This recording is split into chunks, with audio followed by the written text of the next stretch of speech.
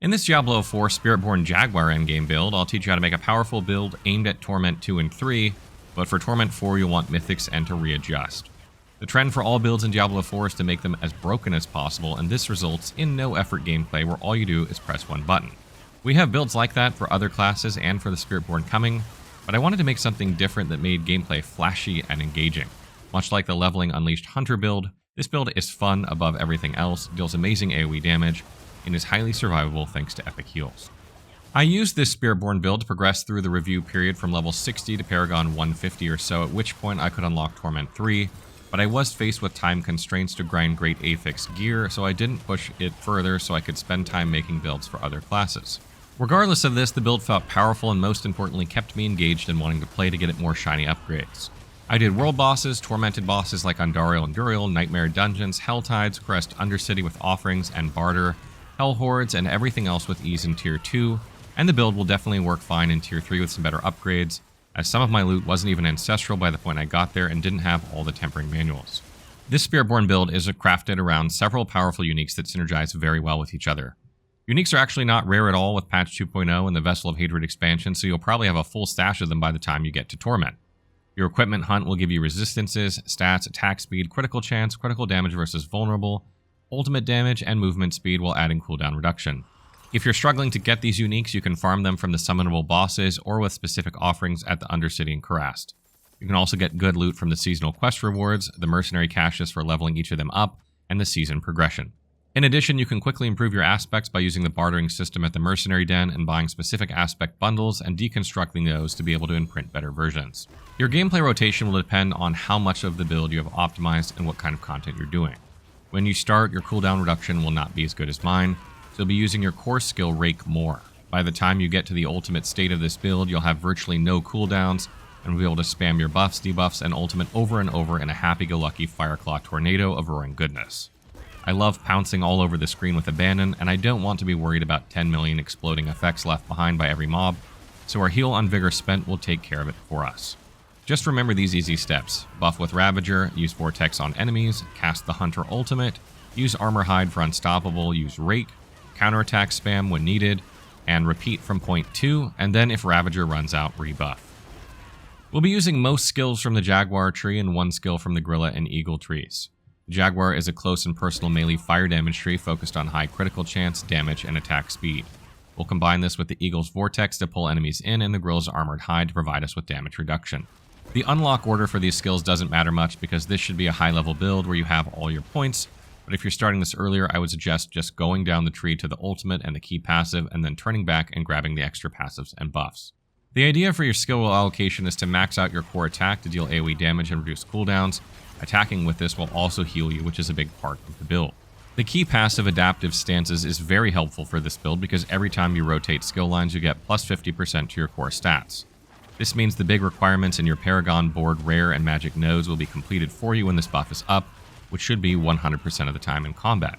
We'll quickly go through a full skill point distribution so you can see where I've put all the points for this build. For Spirit Hall choices, once more we're doubling down on Jaguar as we want to have max ferocity at all times and want our Jaguar skills to perform the best they can. The Jaguar will first give you a damage boost after repeatedly attacking with Jaguar skills, and using it a second time in your Spirit Hall will allow you to have more ferocity and give you +1 ferocity when you kill an enemy or damage a boss, keeping you pretty much permanently maxed if you're moving quickly. This build is quite gear dependent, so take note of the unique farming methods I mentioned earlier, namely farming summoned bosses.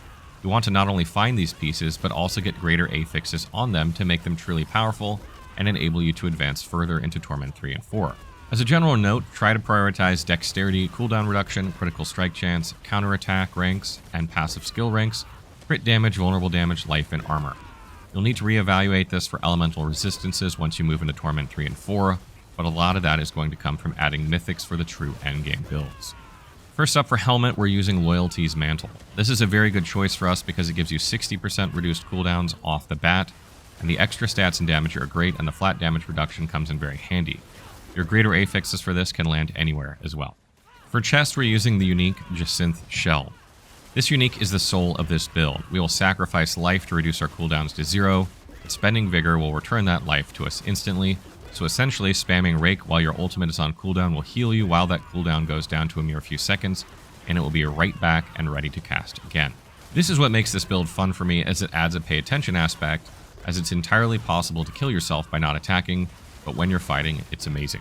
For gloves, we'll be using the Fell Soothsayer aspect. We have several incarnate skills that we can cast constantly, so we'll be making the entire screen vulnerable all the time. In addition, all these vulnerable enemies will pass on part of their killing blow damage to other enemies, creating chain reactions of damage. Look for affixes of critical strike chance, critical strike damage, dexterity, attack speed, or vulnerable damage, and temper lucky hit chance to immobilize, and ultimate damage. For legs, you want the unique Tacets of the Dawning Sky. These pants are a powerhouse of resistances, especially if you get greater affixes on resistance to all elements. You can experiment with other gear here if you feel you're survivable enough, but the nerfs from the high-level Torment difficulties are quite strong, and these pants make a huge difference all by themselves. For boots, we're using the unique Rakonoth's Wake. These boots are also incredible for resistance boosting, but they come with added movement speed, cooldown reduction, and will buff your non-physical damage, so all of it by a big amount. In addition, since you're casting skills with a cooldown all the time, you'll be constantly triggering the built-in Fire Explosion, which works well with our buffed fire damage. For weapon, you'll be using a two-handed weapon. Two-handed polearms have damage to vulnerable enemies built in, and it's a huge boost for your build. Quarter staves have block, which we don't really want, and glaives have damage to elites, but you'll have to decide if you prefer to boost vulnerable or versus elites and compare how your DPS works as you go. For aspect, we want Aspect of the Wild Claws. This is a great aspect for our build, and it'll be buffed by the two-handed weapon, so it's the best it can be. It will essentially cast a separate rake in addition to the one you're casting, giving you extra damage to enemies you're not even paying attention to. You can experiment with other aspects here if you want. For me, I wanted to maximize my AoE damage, and the random off-screen rakes felt very cat-like, so I stuck with it. I expect I'll change this when moving to late Torment 3. Affixes you want to look for are Dexterity, Critical Damage, and Vulnerable Damage, and you'll want to temper Jaguar Augments, Rake, or Hunter are best, and Worldly Finesse or Sharpened Finesse for core skill damage, ultimate damage, or critical strike damage.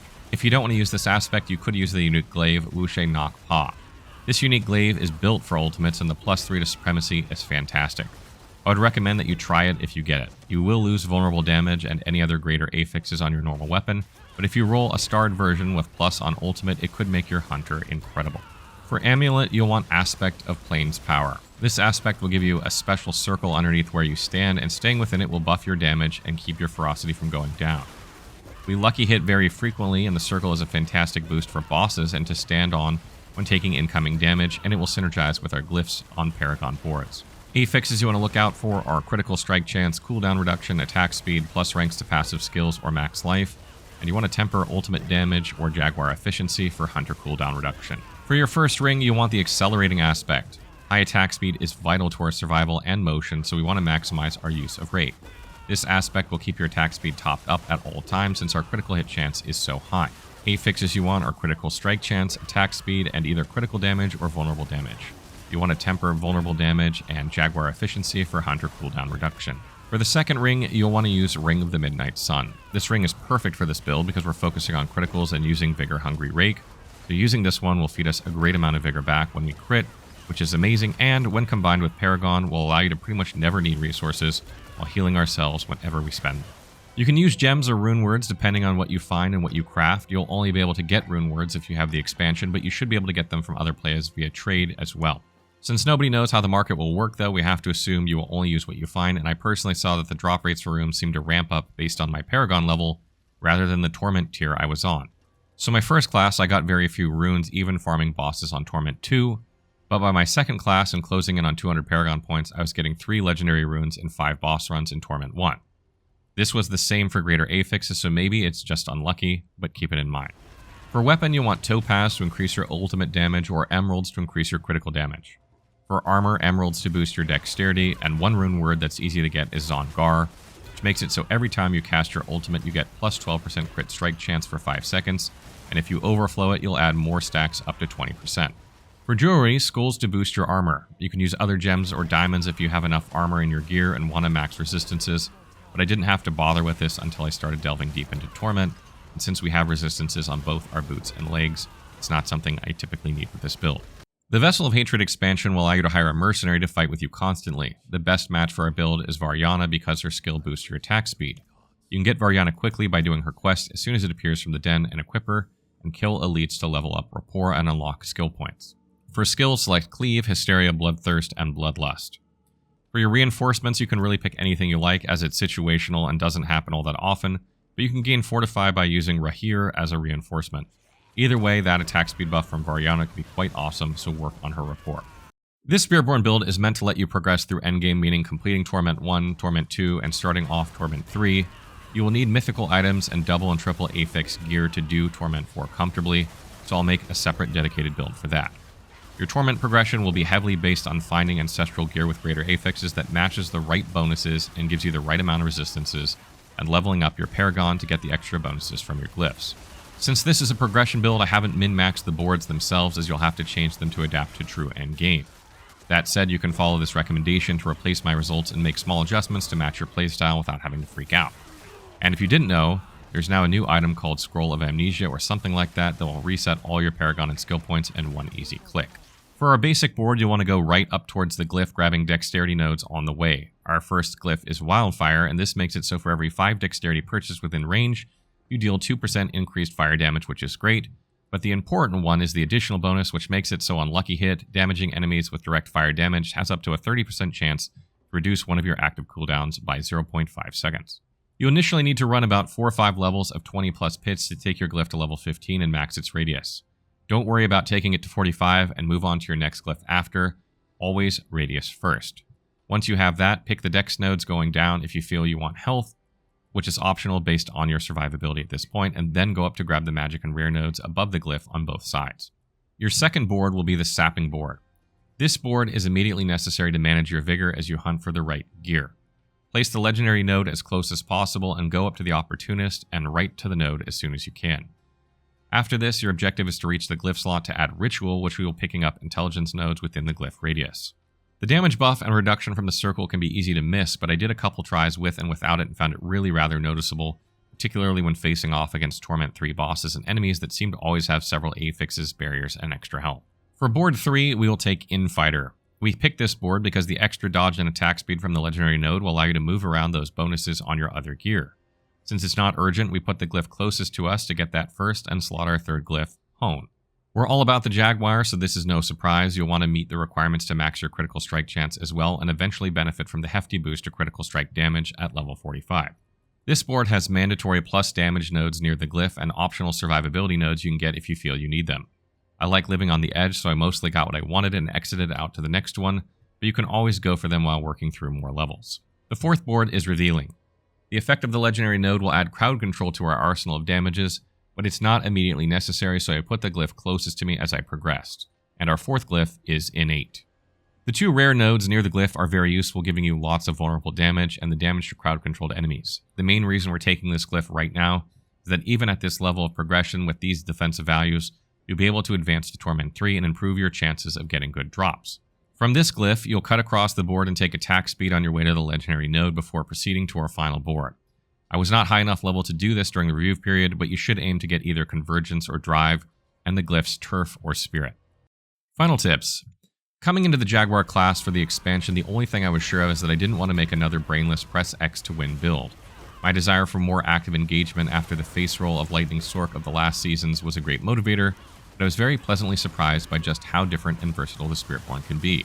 This Jaguar build is really a lot of fun to play and has a great clear speed even with unoptimized gear and without doing scientific PhD on the Paragon Boards and their correlation to each and every one of your affixes. You should approach this build with all the pouncing it demands and be ready to be there and participate in the action constantly. There's never a moment where you don't have something fun to press, but if you don't, you'll kill things anyway. Certainly the closest to self-healing Wolverine you'll ever play in Diablo, and I absolutely recommend you try this and have a ton of fun adapting it to your style and perfecting it for Torment 4. So that wraps up our Jaguar Spiritborn build for endgame content. I hope you guys enjoyed this one. We have more builds coming, so stay tuned for those. And if you have any tips or questions about the Jaguar Spiritborn build, let us know in the comments below.